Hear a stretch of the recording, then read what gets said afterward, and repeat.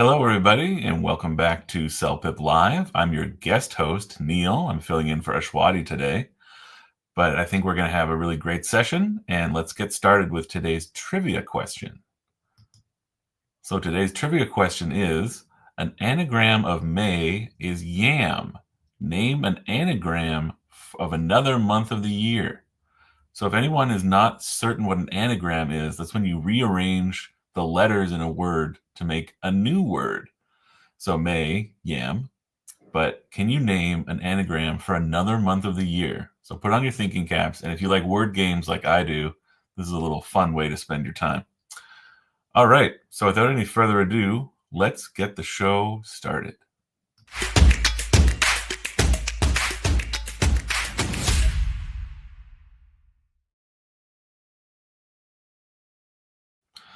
All right, everybody. So if you guys haven't joined CELPIP Live before, this is our bi-weekly preparation and information live stream that we do for CELPIP test takers.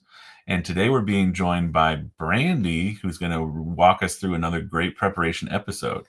So let's get started.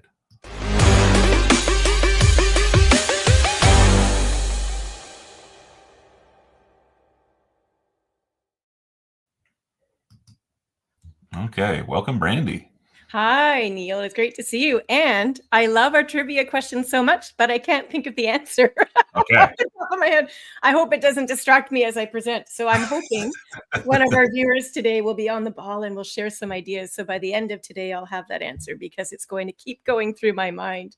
There we go. Hopefully, ideas coming in the chat. Oh, that's pretty good, Paul. Yeah, hopefully we have some puzzle fans. I'm a big fan of word puzzles, so yeah. I like word puzzles, but I'm not always very fast at them. Which is funny, as an English teacher, you'd think I'd be like this, but it takes me time to work it out. Fair enough. Anyway, I'm excited about today's episode. So how about I share my screen and we get started? Absolutely. Let's pull that up. Okie doke. All right. So in today's episode, what we're going to do is look at how we can create longer, more interesting and complex sentence structures in our speaking and our writing so that we can achieve a better score on the CELPIP test overall. So I think when we're starting to learn any language, English included, of course, the very foundational skill that we must learn is how to create short, simple ideas first. Generally, a simple sentence would look like something like this at the beginner level. So 3 or 4, maybe 5 words that we learn to put together. We have a complete idea. We know who or what is doing an action and scene. So I've got 2 simple sentences here on screen. You can see them yourselves. He studied hard. He passed the test. So if we're able to create structures like this that are grammatically sound, we've already got the first step done. On your CELPIP test, however, when you're speaking and you're writing, yes, your grammar is important, and it's most important to be correct, as we see here. But another way to start to elevate your skill set and reach for a higher score is to learn how to connect all of these short, simple ideas together so that we end up, as we speak and as we write, with these longer, more complex sentence structures. So I think the very first thing we're going to do now, quickly, is let's have a look at these 2 simple sentences on screen. We need to determine the relationship between them because we're going to add one joining word right in between those 2 simple sentences so we can combine them together. So when I see he studied hard and he passed the test, first step is to recognize this as a cause and effect situation. So it's because he studied hard that he did well on this test. That second idea is the end result of the first action. So when you recognize how ideas fit together in meaning or how they connect, that allows you to select the correct connecting word. And so one of the most simple words that we would learn as we're starting out at the beginner level would be so. So these joining words, these connecting words, we call them conjunctions. So if you hear me say that word today, conjunction, I'm simply referring to that connecting word we placed right in the middle. He studied hard, so he passed the test. So we started out with 2 simple sentences, and by connecting them together with the correct joining word, we've now created what's called a compound sentence. It's still fairly simplistic. I would say that on your CELPIP test, we start to see people experimenting with these different types of conjunctions right about maybe the CLB level 5 and 6 in there is where we start to look at ways to connect together. So let's continue building on this simple beginner level first, and then we're going to step it up and become a little bit more complex. Okay, here's another pair of simple sentences. So we've got Katie ran 3 miles. She felt strong on the track. So both ideas, first off, are grammatically fine. There are no mistakes. We know exactly what's going on in both sentences. But again, we have 2 short, simple ideas.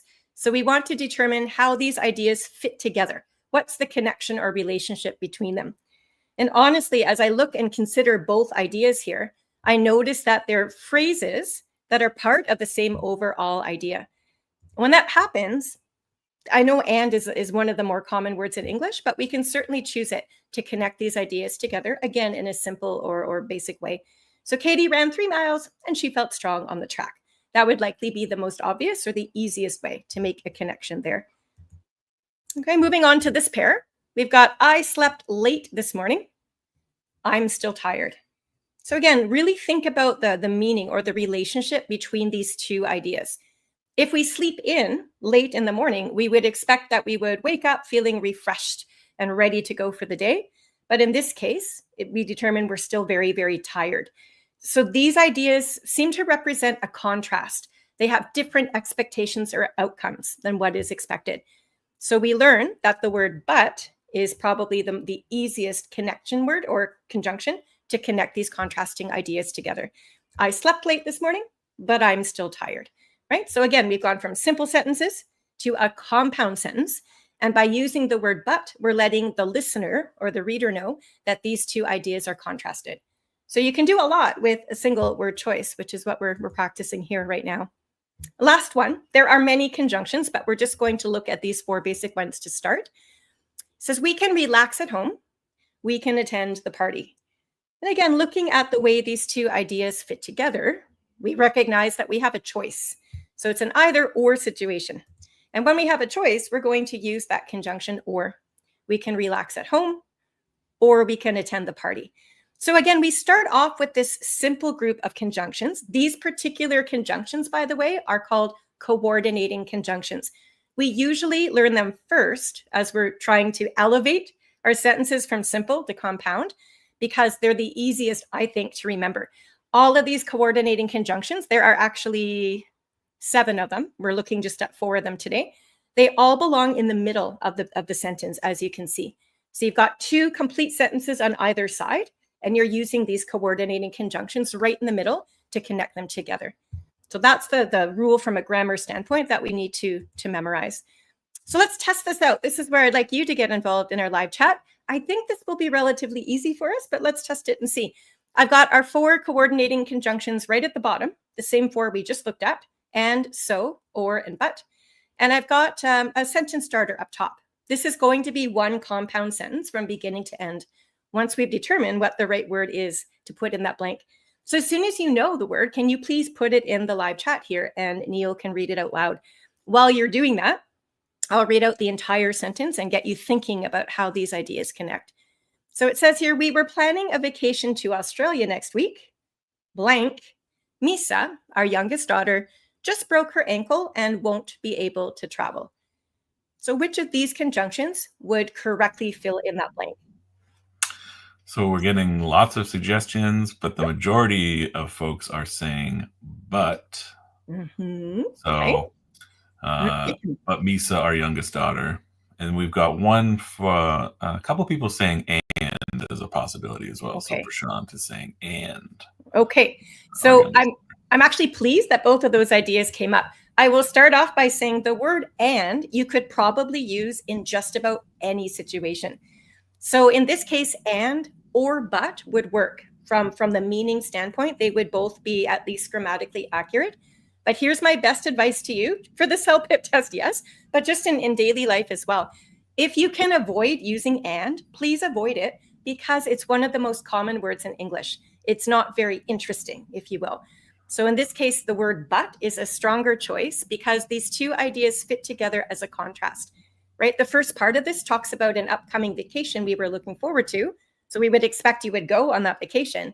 But the last part of this sentence explains that the vacation just didn't happen due to the broken ankle. So again, those 2 ideas, the way they fit together is sort of an opposite result or opposite expectation. And the best word to choose here to demonstrate that contrast would be the word but. So it's better than and is acceptable, but it's kind of boring. So if you can choose a different word, please choose it in every case. Okay, so that's the first pair done. Let's continue the same story with the same people with one more compound sentence to figure out. We've got here, luckily, we purchased cancellation insurance, blank will be refunded the cost of the trip and hotel bookings, right? So again, and would work here, but we're not going to use it because there's a better choice. So have a look at your other three options, so, or, and but. Decide how these ideas fit together. What's that connection or relationship between them? And then select the word that makes the most sense. So is this cause and effect? Is it a choice or is it a contrast? That's what you're trying to figure out. What ideas do we have? So everyone in the chat is saying so. Absolutely. That is the only word other than and that would make sense in this situation. This is a cause and effect situation, right? It's because we have the insurance that we get our money back. So getting that money back is the result of the first action. And that's when we use so. So again, looks like we've got a good command or good control over using these basic conjunctions, right? So this is sort of, again, more of a beginner level. We see simple sentences are usually written with some fairly good control around the CLB level 5 on your CELPIP writing or speaking test for that matter. And then we start to see more evidence of experimentation with these longer structures. I would say closer between CLBs 5 to 7, somewhere in there, and up to about level 8. So when do we use these more common or simplistic conjunctions, you might ask? Well, I'm going to tell you. On your speaking test in particular, let's focus in on one particular task there. And I've chosen speaking task 2 to examine here for this example, because speaking task 2 asks you to talk about a personal experience that you've already had. And because you're describing a personal experience, you're keeping your story fairly casual. It's like sitting down with a bunch of friends and telling them what happened in your life. And when we speak in a casual tone like that, these more basic or these simpler connecting words like and, but, or, yet, so, they seem to fit really well for that casual tone. So I've got a question from a past CELPIP test up top here on the computer screen. I've made it a little bit shorter just for time and space. So you'll see that ... in the middle just means I took out some of the suggestions from the test. But here's the question. It says, talk about a great time you had with a family member or friend. What happened and why was it memorable? So again, this was a real test question from a past test. So we're not going to take the time in today's session to develop the entire answer. So we're not really focused on our content details right now. But what I wanted to really work on today with all of you is how we can actually create a very interesting introduction. So we're sort of setting up the foundation to develop this answer as we speak on the test. But in so doing, we're trying to use sentences that, again, develop a little bit more complexity. We don't just want to talk in short, simple sentences if we're hoping to achieve a higher mark on this test.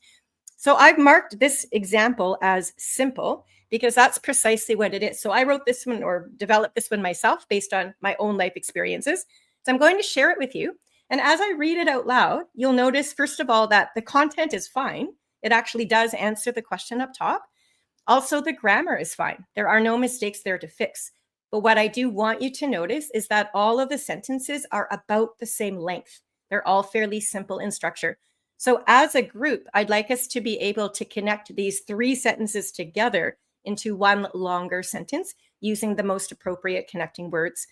So right now, our introduction reads, my sister and I traveled to Greece in May of 2023.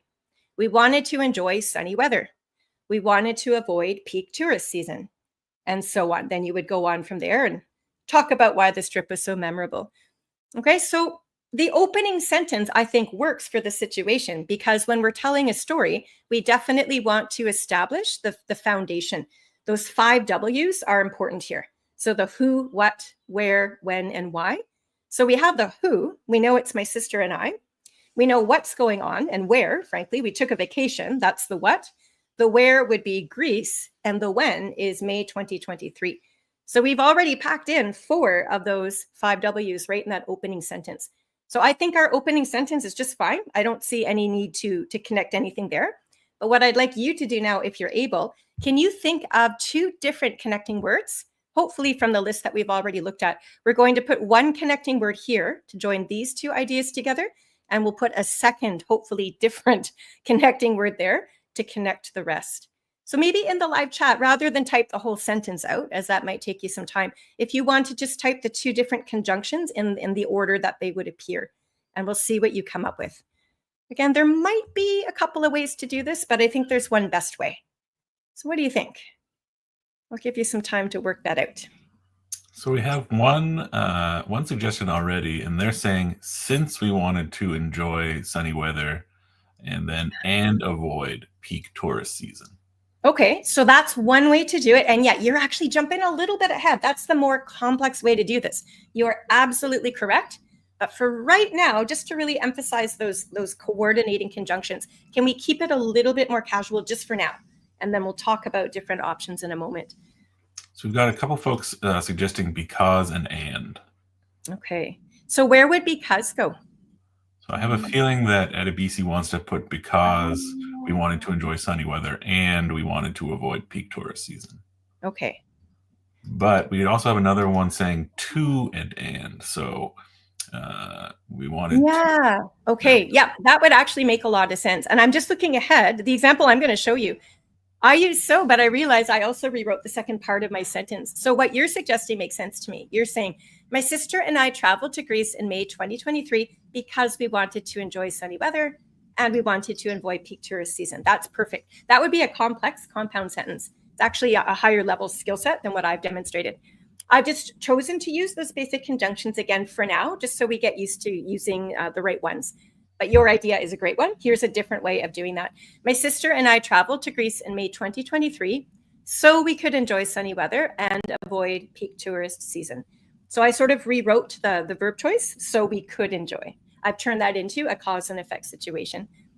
That last word, again, I hate to use the word and, as I do find it really common and simple, but in this case, it's honestly the best choice. There aren't really other options there that would make sense. It's okay to use and when it calls for it.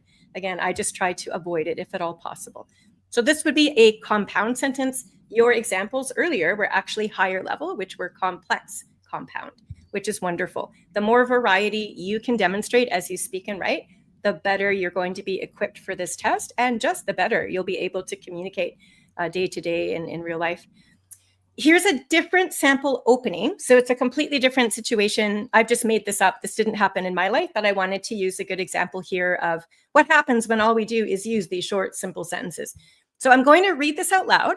You'll notice that I've highlighted only the last 4 sentences because, again, I think that first sentence is just fine. I think it's got enough of an introduction. I don't think we need to do anything to it, but it's those 4 simple sentences highlighted yellow we need to figure out. That as it is, it's quite simplistic.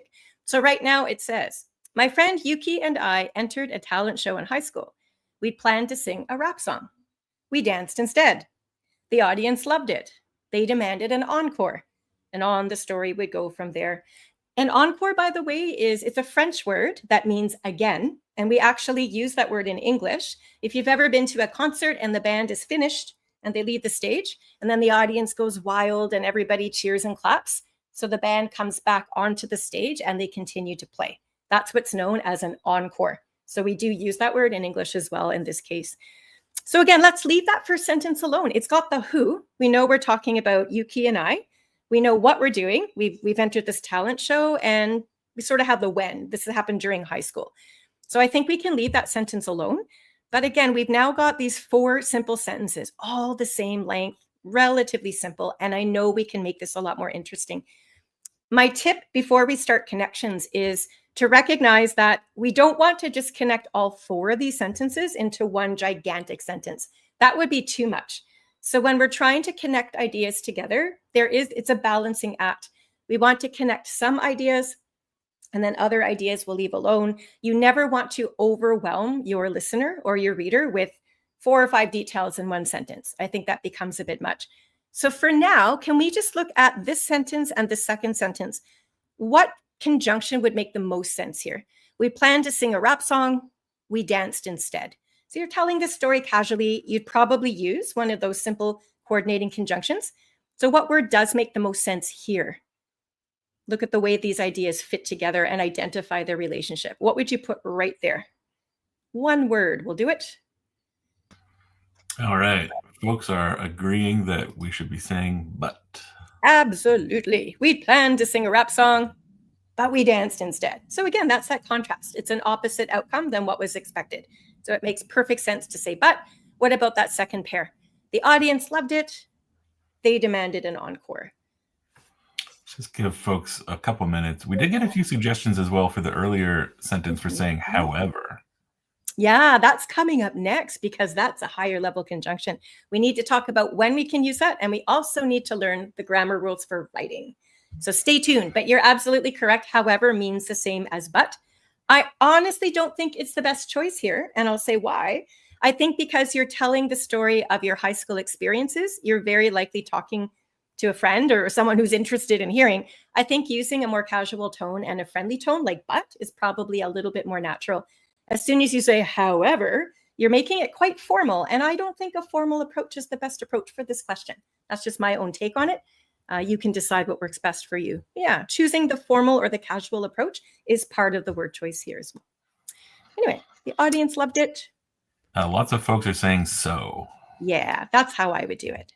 The audience loved it, so they demanded an encore. Typical cause and effect. Good. And again, we do have, I guess, simple sentence, compound sentence, compound sentence. So we're starting to show more of a variety. We also are using different connecting words. We don't want to just use the same joining words all the way through either, as it becomes quite repetitive. So that's a really good sort of mini lesson on the more beginner level. As I say, these basic conjunctions like and, so, but, and or, we learn them first as they are typically the most common and easiest to use. Now I'd like to step it up a little bit and get into some complex terrain. So we're now targeting intermediate to advanced level. I would say this is more about CLB level 9 up to level 12 even, depending on your vocab.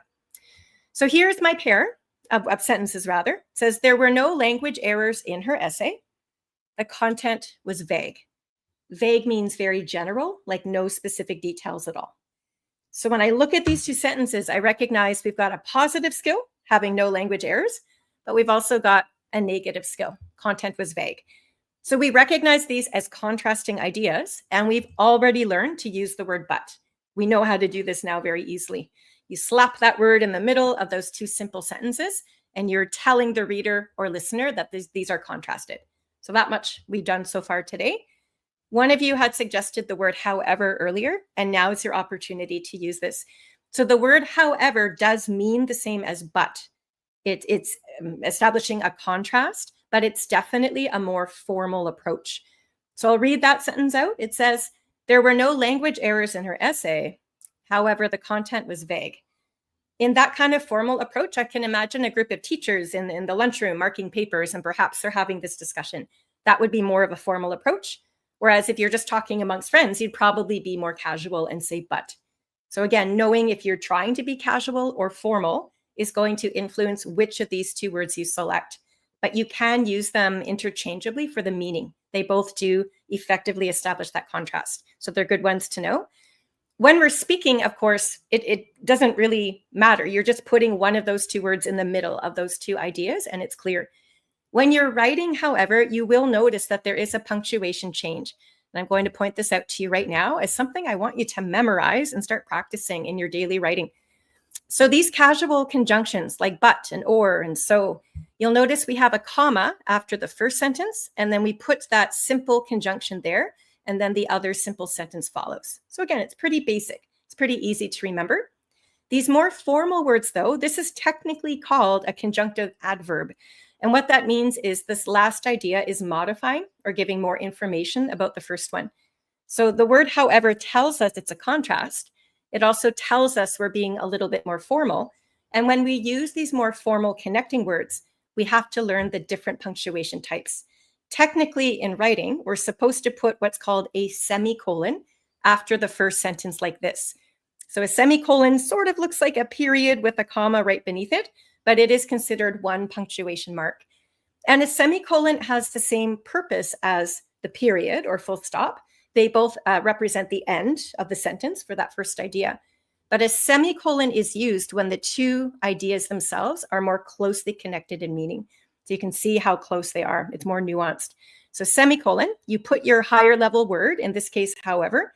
Notice we're not using a capital letter here. Technically, we are starting the second sentence here, but we are not putting a capital letter because we've used the semicolon. So these are some really picky little grammar rules that will take you time to practice and learn, but you can memorize the structure and use it consistently. The comma, in this case, goes after that conjunctive adverb. So again, up here, just to recap, simple joining word, we slap in a comma, put the word, and on we go. That's basic. This is higher level. We use a semicolon at the end of the first idea. We leave this as a smaller case letter, no capital, and we put a comma after it, and then the rest of the idea. So in writing, this is your moment to shine. If you can actually use these higher level connecting words in your CELPIP writing test, and you're actually showing how to use the semicolon properly, the rating team will take note and recognize that you've been practicing. You are demonstrating a higher command of the grammar required here. So again, it's good to have choices. Let's try a different pair and see how you make it these two. Again, we've got the first sentence reads, the cell phones marketing ads are targeting youth aged 13 to 19. Sales among teenagers have increased. Look at the way these two ideas fit. I would argue, again, we have a cause and effect situation. So I can see that because these ads are going out to the young people, well, it's no wonder that sales are increasing then among that crowd. So we already have learned today, and you already knew, I think, that when we have this cause and effect, we're going to place the word so right in between those two sentences and connect them together. So now we've got a longer, more interesting compound sentence. So this is, again, fine. It's more casual. There is another word you can use that means the same as so, but it's a higher level choice. I'm curious if any of you know this one. I don't think it's come up yet today. Somebody did suggest, however, so you had that one. I don't think we've heard this other word I'm looking for. So we've got someone in the chat who's suggesting thus. Yeah, it makes sense, but honestly, it's a little bit old-fashioned. Yeah, I wouldn't use thus. Yeah. We've got a couple more, and they're both saying as a result. Yeah, as a result would work here. Yeah, as a result works as one of those conjunctive adverbs. It's three words together, but it does work as a connecting. Yeah, there's another one I was thinking of that's a single word. We've got one more, therefore. Yeah, that's the one I was hoping for. But as a result would actually work the exact same way. So just picture in your own mind the word therefore, or you could put as a result, either way, but your punctuation is the same. So again, so is casual. We already know comma, so on we go.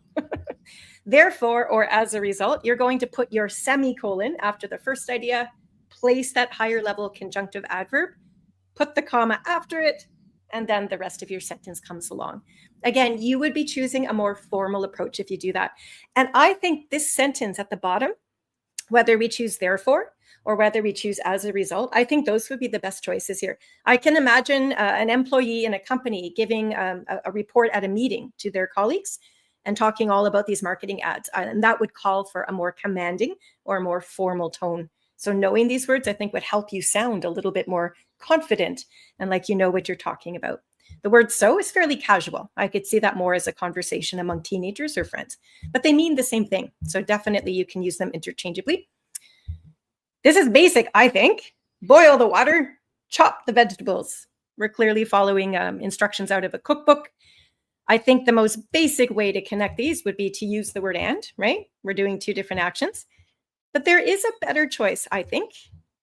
And it's another one of those conjunctive adverbs. It's a higher level connecting word. We use the word meanwhile to imply that these two actions are happening at the same time. That's all. So you can imagine here that you're to get a pot of water and get that going on the stove first. And while that water is boiling is where you start chopping up your vegetables. So when you see this word meanwhile, you know the actions are happening simultaneously.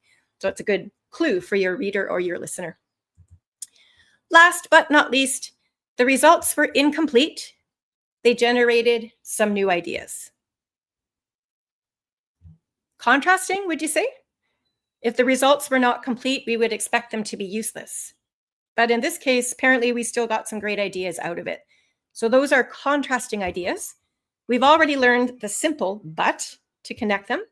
We've already learned the more formal approach, however, as well. And we note again the difference in punctuation. So these two structures make sense in both cases. One's just casual, one is formal. I'd like to show you one more example of a different type of conjunction that would still represent a contrasting structure. And I like to use this one when I have an opinion question. So we're really going to focus on this in just a second. But here's a different way to express the same idea as the other two above. You notice we're starting the entire sentence this time with this conjunction. We've got although. So although the results were incomplete, they generated some new ideas. So when you're reading or listening and you hear or see the word although, you know that that first idea is going to be a contrast or an opposite to the idea that follows next. And that is exactly what we have here. So again, note these two we learned earlier, but and however, they're connecting the two sentences right in the middle, and the punctuation's a little different. You'll notice this different type of conjunction. This one is called a subordinating conjunction. There are about 12 or 13 words like this in English that work the same way. So although starts the sentence. It is possible to sometimes place these types of connecting words also in the middles of the sentences. We're not going to get into that today, just so I don't confuse you, because there are so many rules. We could be here for a while. But just know that this type of word, you're always going to place it beside the sentence that represents the contrast to the idea that follows it. So it's a great way to present an opinion question, which we'll get into in a moment here. So there are your 4 connecting words there at the bottom. We've just looked at examples using them. So however, meanwhile, therefore, and although. I've got sort of a pair of phrases up top, and I'm wondering if you could select the best word from those 4 at the bottom that would fill in that first blank.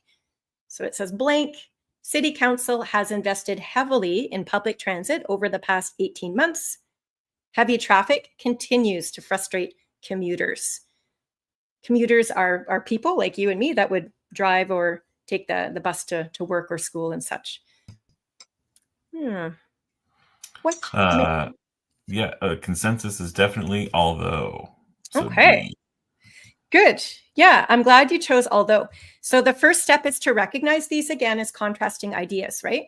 So we're paying for all this transit to improve it. We'd expect transit to get better, but it's not. It's actually getting worse. We're still frustrated. So we recognize these as contrasted ideas.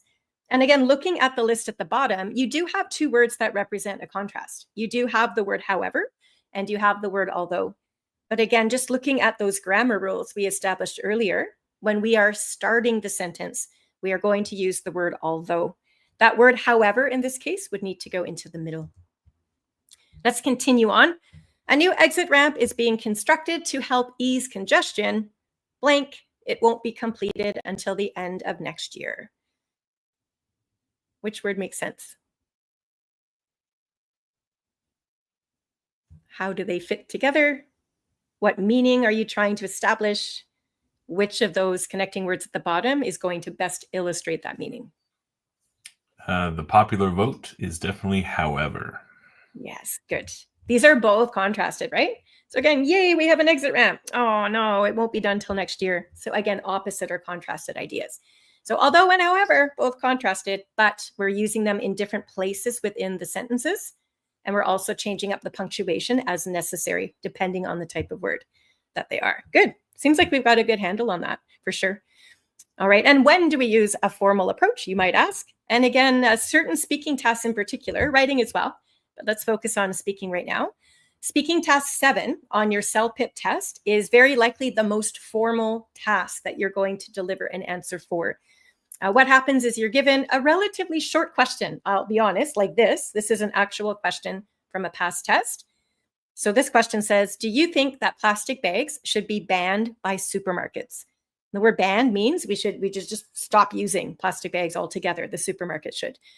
So you have to decide very quickly whether you agree with that position or not. You're basically answering yes or no. And for this particular practice, maybe let's focus on the yes. We could do no, but we have to choose one of them. Let's go with yes. So let's just assume we are of the opinion that yes, plastic bags should be banned by supermarkets. We should not be using them any longer. On the actual test, once you have quickly decided what your opinion is or what your answer is to this question, You then have to come up with reasons to explain why you feel that way. And what makes this question a little tricky, in my opinion, is the fact that you have to speak for 90 seconds. Most of the other questions on your CELPIP speaking test are only 60 seconds. So you need an extra 30 seconds of talking time to efficiently use your time on the test. So here's what I'm going to suggest we experiment with right now, and you can continue to practice at home, see how it works for you. But if we can develop a very interesting opening or introduction to this question, make it fairly high level and make our sentences more complex and longer, we're going to still stay on topic and answer the question, but we're going to very effectively use up more of the time well on the CELPIP timer for the clock. So we're not stuck at the end with nothing more to say. So of all questions to develop a really strong intro, I think your speaking test 7 is probably your best bet here to fill in the time. So here is the most simple and basic of introductions we ever could put together if our opinion was yes. Honestly, you could on your test say, yes, plastic bags should be banned by supermarkets. So you've answered the question and we understand your opinion. So you're not wrong, right? But you're just very simple. And that would take you, 3 or 4 seconds at the most to say aloud. And then you're stuck now with the remaining 85 seconds to fill with reasons. So let's really beef up or elevate this opening, make it a lot stronger and more interesting. You'll notice all we've done here is literally read word for word from the test screen as well. So as far as your vocabulary score on your test goes, you can't be credited with your own words because you didn't use your own words, right? So let's try our very best to rephrase this using our own vocab. So here's a better way to start. And I'm going to give us a little sentence starter just to demonstrate what you could do with your introductions. So remember, we're trying to voice the opinion that we should be banning plastic bags at supermarkets. And I'm going to use that conjunctive adverb, therefore. Therefore works sort of like so. So what I'm trying to do is I'm going to give a reason why bags are just terrible. And then that will lead into my position that we just shouldn't be using them. So that's sort of the thought process that's going on up here. So if we say plastic bags are terrible for the environment, therefore, and then we present our opinion.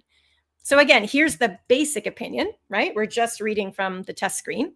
They should be banned by supermarkets, but at least we've created a longer, complex sentence, right? The vocab's still not great, but the grammar is coming along and it's a longer intro.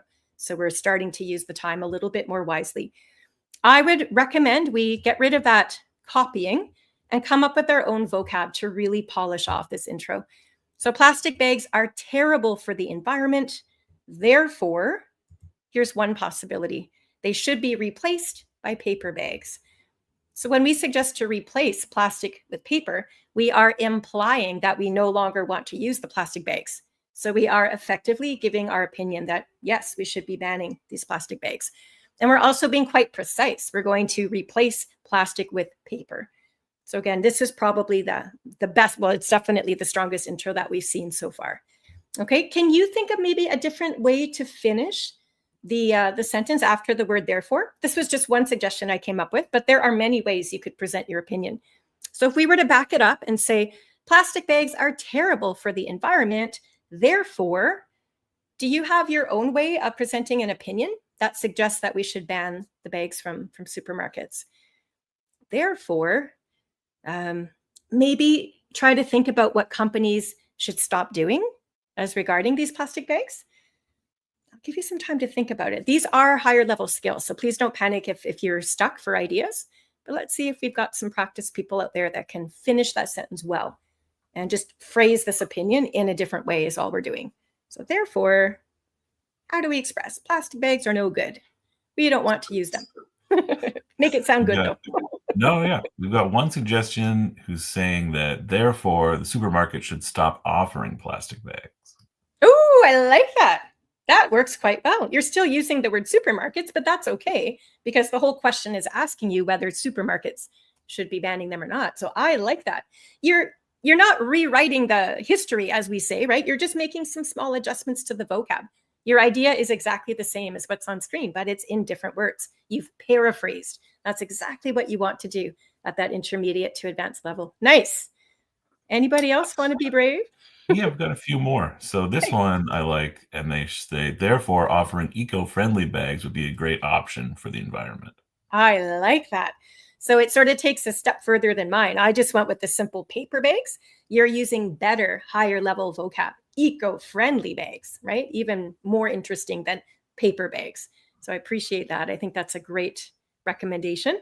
What else do we have? So kind of along those same lines, we've got, therefore, we should be using an alternative like paper bags for the benefit of the environment. Awesome. Love it. Yeah. Therefore, we should be. Yeah. For the benefit of the environment. Really nice, strong vocab there, too. Good. Do we have one more to share? Yeah, so this Right. one as well saying companies should invest in a more environmentally friendly approach. Excellent. And I went with companies as well, but I just sort of did the opposite. I said companies should just stop manufacturing them altogether. So it's kind of the same thing.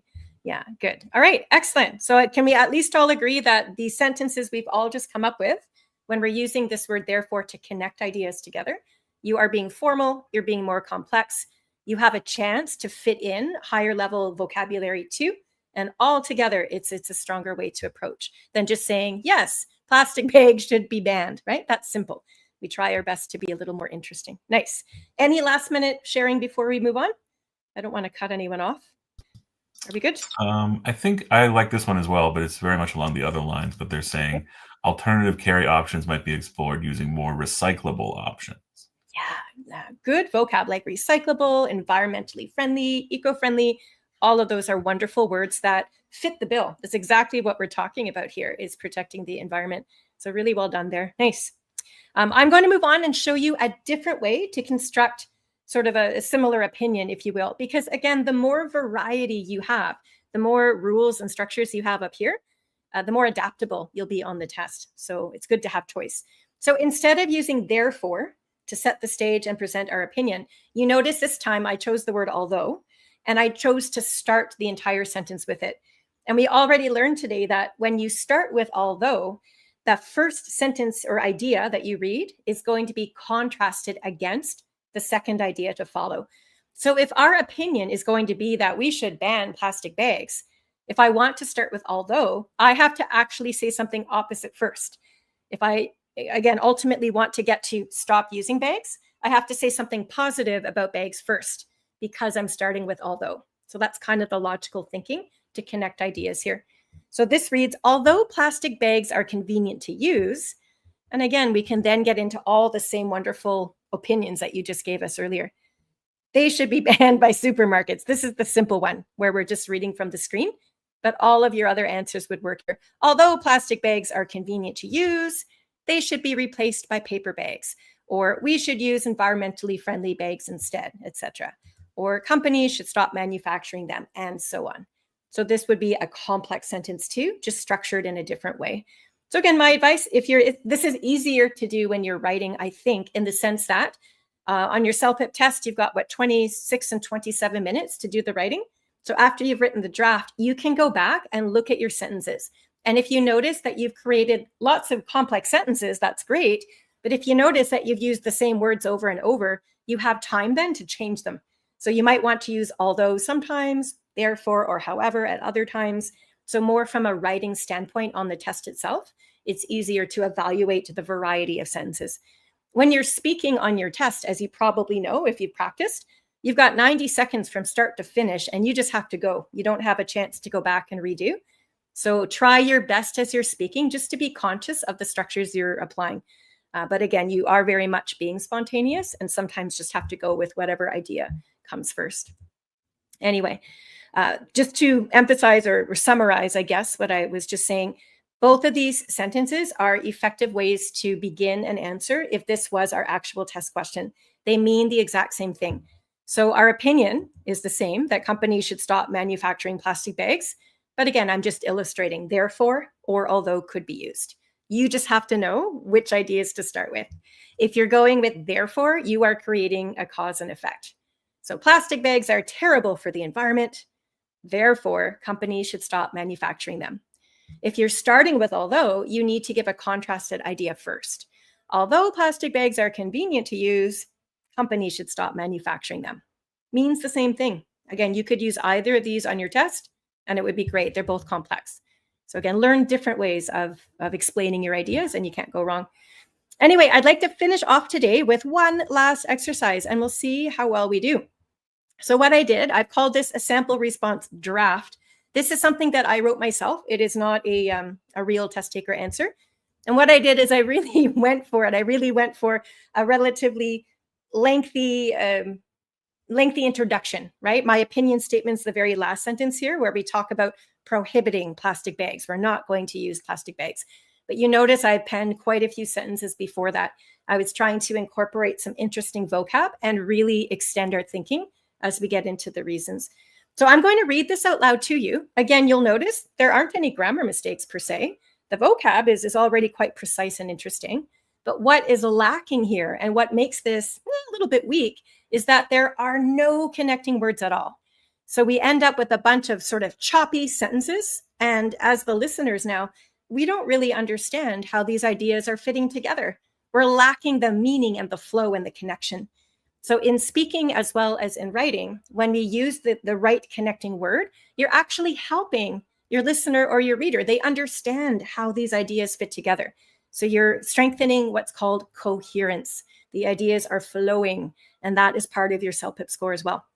So as I read this out loud to you, start thinking about different ways you might make some connections. And we're going to go chunk by chunk and revise this, and then we'll finish off for the day.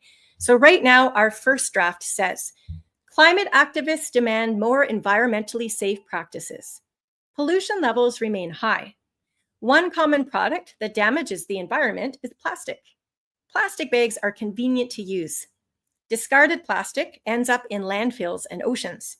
The plastic particles pollute the soil. They pollute underwater ecosystems. Governments should prohibit, which means to stop or to ban, all supermarket chains from using plastic grocery bags for their consumers. So I don't know about you, but honestly, even though I wrote this myself, by the time I get to the bottom, I've sort of lost my train of thought because the sentences are just not connecting. And when we don't have the flow of how all these ideas relate to each other, it's harder for us to understand the real meaning behind it. So what I'd like us to do, and we're going to go little step by little step here, let's just have a look at those two first sentences. Can we figure out a way to connect them together? So at least we've got some flow right off the top. And there are different ways you can do this, as we've already seen. But what would you do with this particular pair of sentences? Climate activists demand more environmentally safe practices. Pollution levels remain high. Figure out the relationship between them. Is it cause and effect? Is it a choice? Is it a contrast? Is it similar ideas about the same topic? That's step one. Once you've figured out the relationship, then you can select a word that actually means, is meaningful to the sentence. What do you think? So we've got a couple suggestions saying because. Are you starting the sentence with because, though? I think between the two sentences.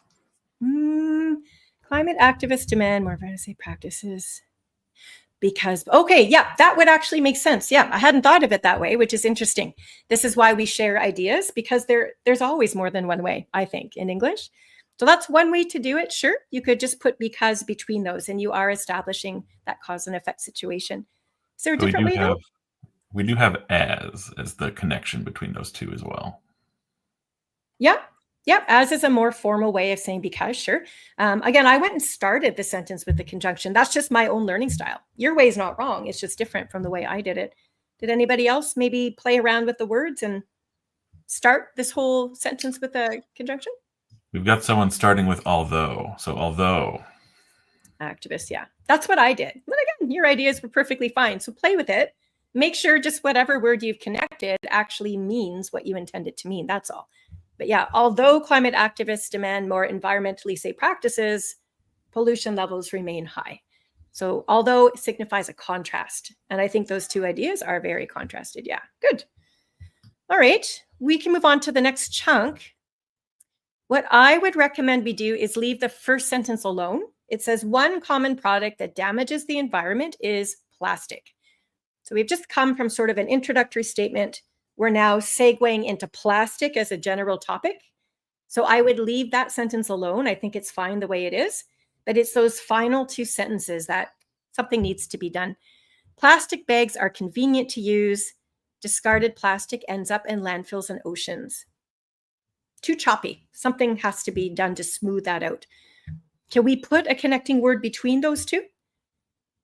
Right about here. I think that would be the smoothest way to go. What would we put right there to make it flow?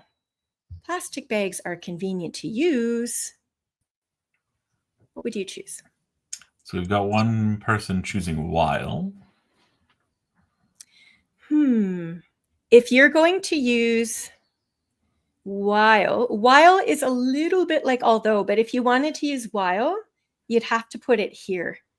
While plastic bags are convenient to use, discarded plastic ends up in landfills and oceans, right? These two ideas are opposites. They're contrasted. So we have a positive thing about bags, but then we end up with a very negative result as well.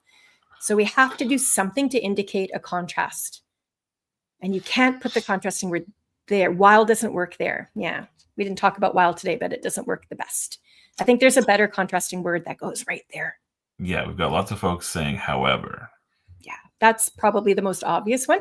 You could say but again, we're trying to be formal here in our delivery of this. Imagine you're at a summit or you're in a classroom and you're trying to bring to attention how bad plastics are for the environment. I think this calls for that more formal approach.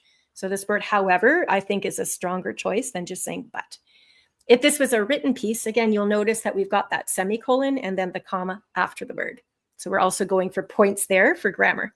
If it was speaking, nobody will see the grammar, but at least you've got the word in the right place. So that's all looking good.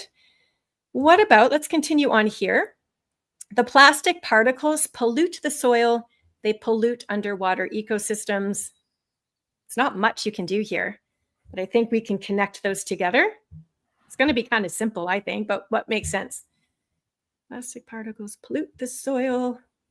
You can rewrite the sentence a little bit to make it more concise. That's what I would do, I think. Take out a few words and add a connecting word, I think. Plastic particles pollute the soil. I wouldn't be fancy here.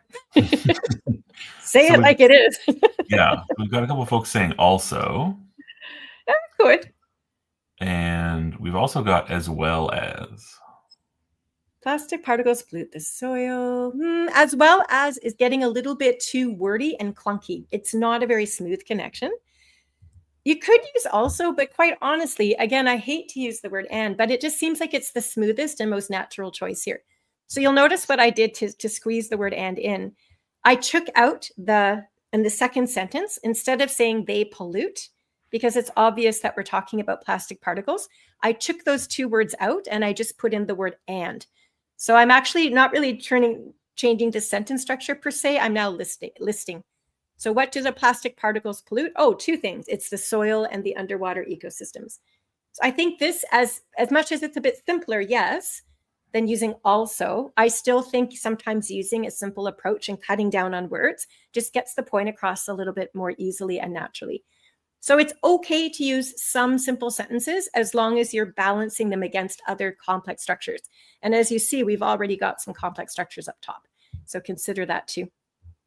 I'm going to leave that final sentence on the screen as we get into our final statement, which is our opinion, because we need to see where we've come from here in order to put one last conjunction there and then get into the opinion. This is a fancy way of saying we're going to stop using plastic bags. So how do we do that? The plastic particles pollute the soil and underwater ecosystems. Something needs to go there. Government should prohibit plastic bags. What should we do? So we're getting some therefores. Yeah, I think that's what I would do. Yeah, again, you could say, so government should, sure, but you lose some of that punch. So is so casual in this case, and this is your formal opinion. This is the really important point you're trying to make. So when we say therefore, we know that the next point to follow is a really strong point. It's sort of an emphatic point. You're drawing attention to it. So I think this is definitely the best choice. So when you look at the way the whole piece works together, we only really added in literally 4 words, as you can see yourselves. Of these 4 words, we have 3 different types of connections. We've got subordinating conjunctions, conjunctive adverbs, and a very simple coordinating conjunction. So we have successfully demonstrated a variety of sentence structures.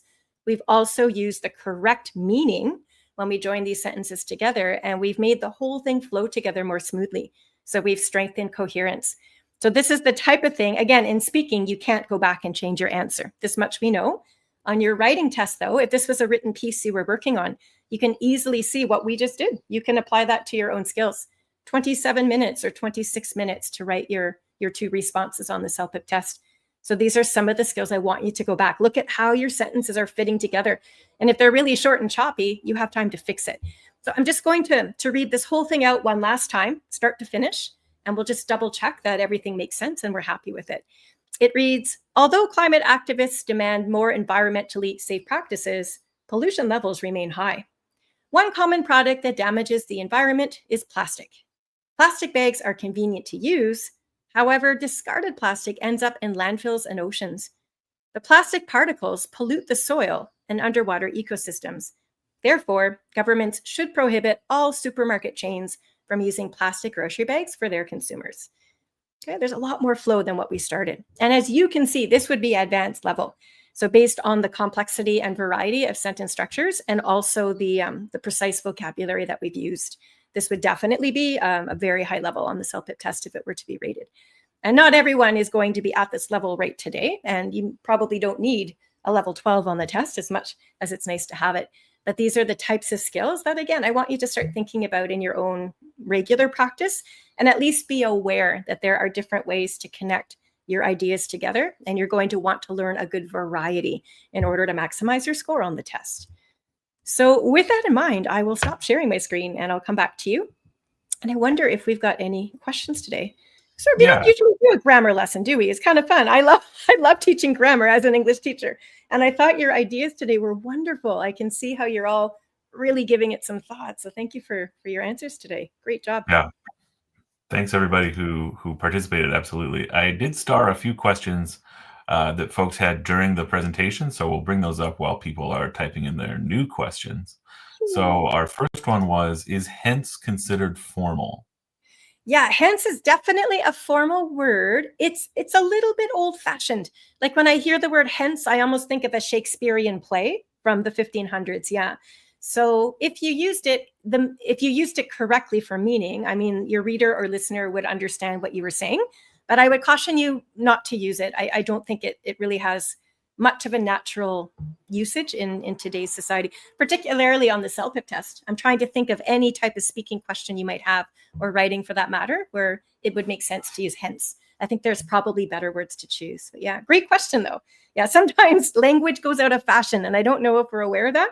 Words that were used commonly many years ago are just not used so much anymore, and we do have to keep up with the changes too. Yeah, great question though. Thank you, Hafiz. Yeah. Simon had asked, when using connecting words, should both sentences be in the same tense? It's hard to answer without an example in front of me. I would say it really depends on the time frame. Let me quickly try to think of an example where it might be different. I can't off the top of my head. Most of the time, I would argue that most of the time your verb tenses would be the same, but you always have to be conscious of, like if you've got a connecting word in the middle and you've got 2 sentences you're joining, just be aware of the action that's happening on both sides of the sentence. If it makes sense to use different verb tenses, then do so if the meaning is clear. But 9 times out of 10, I'd say you're more commonly the verb tenses should be matching as you're telling the story. Yeah. Yeah. Good question. I think connected to that, Simon was also asking if there's any restriction for verb use when using connecting words. A restriction for verb use, like verbs that just don't make sense when you're using connecting words. Not so much, no. I would say a lot of these words are connecting structures that are done in the same way. Like when you're using and to connect words together, or me, like look at that example we did with the cookbook about boil the water, meanwhile chop the vegetables. Like again, you're looking at similar structures. Those are both imperative verb forms. And so it makes sense that they would both be found on opposite sides of the sentence. So I don't see any restrictions per se. There's not really a verb that wouldn't make sense. But again, it boils down to the meaning. That's why when somebody suggested while as a connecting word earlier, I had to really debate and say, If you start the sentence with while, it sort of makes sense, but it's definitely not the best choice with the other verbs and meaning in that sentence, because we're working on such a strong contrast, and that word while loses its punch. So yeah, it's always a judgment call, Simon, on the writer or the speaker. You know, what is the meaning I'm trying to convey? Which word makes the best sense there? And then does it connect smoothly to my other sentences? If it doesn't connect, then don't connect it. Just keep it on its own and continue on. So there's always a way around these problem areas. Okay, we've got a couple more. Mm-hmm. So Prob is asking if we can go, I think this is during the test itself. Can we go back and insert text if we want, or erase and then go back? Yeah, on the writing test, yes. So again, you've got, it's 27 minutes and 26 minutes on either of those writing tasks. So for sure, as long as there is still time left on the clock, you can go back and add words in or take words out or change and rearrange the order, etc. So whatever revisions are necessary in writing, it's possible. Speaking, though, is a whole different ballgame. You speak from beginning to end when you're prompted. So you're sitting in front of a computer, by the way, and there's a microphone attached to your headset. And you'll hear a recorded voice in your ear say, "Start speaking now." You deliver your entire answer, and then the timer on the screen will show 0 time left, and the microphone shuts off. So there's no possibility in speaking to go back and do things differently. You have to keep moving forward once you start speaking. But yeah, but for writing, for sure. Mm-hmm. Okay, so Hafiz has a question that I know we've dealt with before, but he's asking about templates using in a general situation, such as writing emails. Yeah, so again, I always have the same answer. As an English teacher, I don't like the word template, because a template to me, the way I'm interpreting the word, the meaning of, signifies basically a response that somebody else has already written and that people get their hands on and they just memorize it. And then they try to force all those same ideas word for word into whatever question comes on the test. And we know that that is problematic for a bunch of reasons. The first reason being, you can't force preconceived ideas into a brand new test question, because often ideas from the template, they might not even have anything to do with the question you're facing. So there's not much sense in memorizing a template if you can't use it. And the second one is a huge one from a security standpoint. If for some strange reason, a big group of people all were using the same template and they all had identical answers on the CELPIP test, that's going to be recognized and noticed and flagged as copying or cheating. And if you're caught for cheating or plagiarizing on a CELPIP test, you're going to get a 0. Your test will be discarded, and you probably would be banned from taking the test for multiple years on top of it. So memorizing templates are not the way to go. However, there is a silver lining to this, Hafiz. I like the word outline. An outline is sort of the rough structure or format, if you will, and particularly in writing, you're saying, when you're writing an email, there are definitely structural elements that we should all have regardless what the question's about. You will have a greeting. You have to decide if it's formal or casual, but you have a greeting. Your first paragraph in an email is going to give the reason for why you're writing, and it's going to be short. Your middle paragraphs, that's where all of your specific details come in. And then your last paragraph in the email is going to be a brief conclusion that either summarizes your main point or gives a request for future action. So regardless of whatever question on your CELPIP test, or in fact, an email in the real world, pretty much all of us are going to have that exact same structure. So that is perfectly fine to use, yes. And there are definitely structural outlines that you can get your hands on, whether online or by attending a lot of our own webinars too.